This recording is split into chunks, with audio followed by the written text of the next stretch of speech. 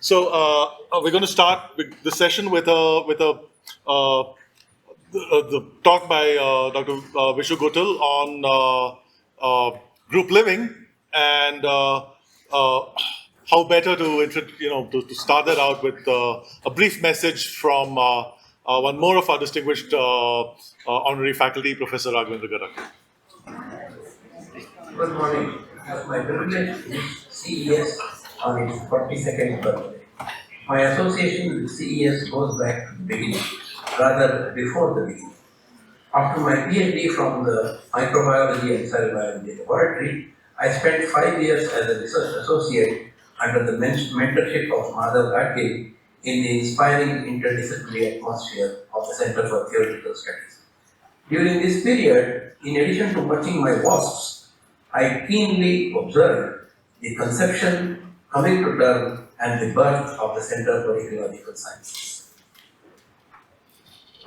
My wife Geeta and I were privileged to be amongst the first appointees at the center. Madhav and some of us endeavored to make CES a world-class center for ecological research and a unique place in India. It's a matter of pride that this tradition has continued and CES has grown to new heights under the present leadership of our students. I am sure that in the decades to come, CES will reach even greater heights. Happy birthday, CES.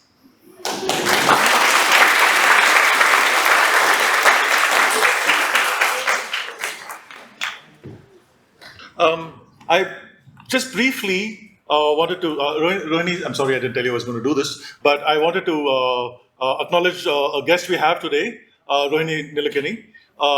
Rohini, well, you're frowning, but you'll see why in a minute. Rohini's funded a number of environmental organizations, many from their conception, such as the one that I work with, and many others for a very, very long time, and has made it possible for those, for A3, Nature Conservation Foundation, Dakshin Foundation, and numerous other organizations. I mentioned those three because many of the CS faculty have spouses there. And so we're deeply grateful.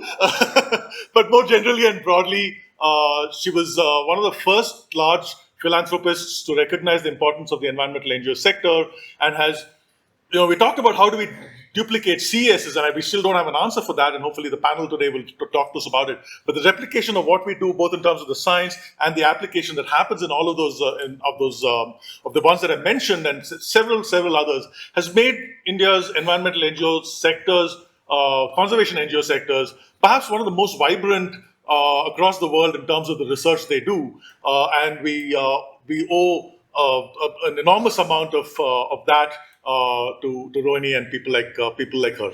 So thank you so much for the support.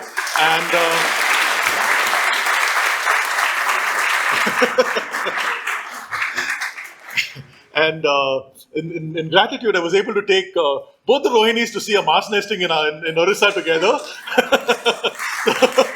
And I took Rohini out in 2018 or 19 it was, and you won't believe it. It's like, we're taking, a friend, a colleague and a donor, and you'd imagine like one turtle would come out. They're like, and there are hundreds of thousands of them on the, during the mass nesting. But the day before and the day after, there were like 50 turtles. The day we took her out, there was 0. Okay. So, I've been waiting years to sort of make reparations. And this year we did it in grand style because I think there were 100,000 turtles on the single night when both of them were present. Yeah. Only one. Anyway, so so thanks again, and thanks for joining us. And I'm glad. I've been wanting to bring you out and introduce you to our CS community for a very long time, and so I'm glad this occasion has provided an opportunity for us to do that. All right.